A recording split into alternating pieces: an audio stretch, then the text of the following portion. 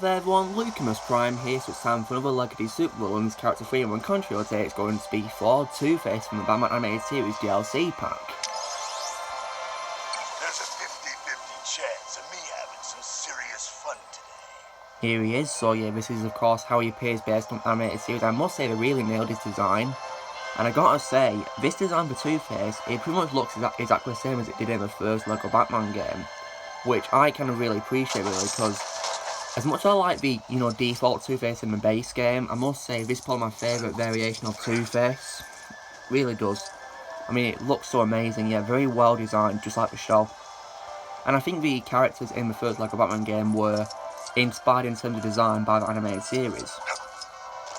So what can this version of Two-Face do? Well, he has practically the exact same abilities as a base game Two-Face, so he has dual guns, like here, and he targets as well.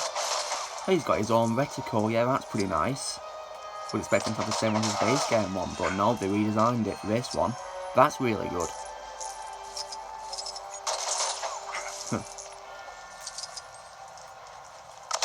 And if I tap A, of course he fired a rocket just then, so I assume that can destroy metal just like the base game Two-Face can.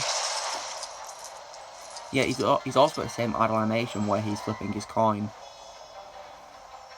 Heads or tails, which one will it be? Can barely see it because it goes pretty fast. Hold on. That's a head. Look like a woman's head, yeah. Yeah, I think it is definitely a head, yeah.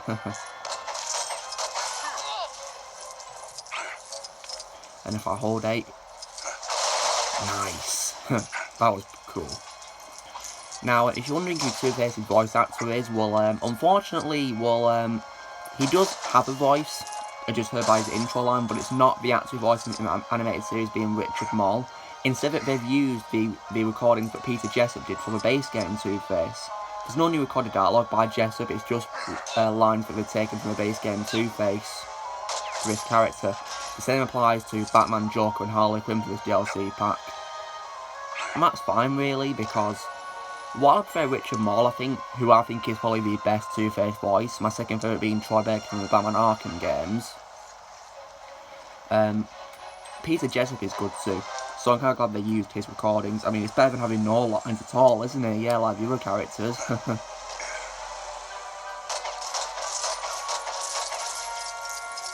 And I think Jessup does sound a bit close to Troy Baker as well, yeah, so that's pretty cool.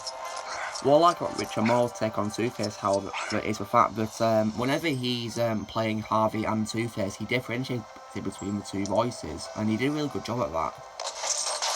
He also returned to a role, I think, in the new Batman Adventures. I don't think he was in Batman Beyond, because that took place in the future, so Harvey Dent was probably dead.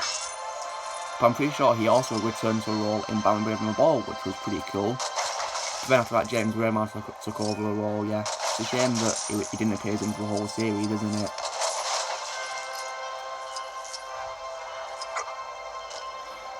So yeah, I already mentioned in the base game version of Two-Face and the live action version, and that's Aaron Eckhart, so yeah. I won't mention much here though, yeah, because I'm talking about animated series, yeah. So you probably don't have to unlock this version of Two-Face. It's pretty simple. Complete the mission we get as part of the DLC where you play as Batman and Phantasm in the mission which is based on Batman Mask of Phantasm. So that's pretty simple. And once you've done that, you can then play as Two-Face and on all the other characters in the DLC, but all unlocked once you complete it. You don't have to buy them or anything or do any puzzles to unlock them, that's just it. You've got to complete the mission and then they're able to play as. So now we're talking about what Two-Face from the animated series can do in the game, with voice and how you unlock him. Let's take a look at his character profile and read it. Oh, what the heck? My controller went do lolly then, don't know why that happened. So he has explosives, goon command, graffiti. Oh nice, so he can graffiti his own unique design on walls, that's cool. And of course he's immune to toxic gas and goo, just like in previous games, yeah. Oh yeah, known as Harvey Dent or Big Bad Harv. No affiliations, I assume he once was affiliated with GCPD. Let's take a selfie with Agent Smith now.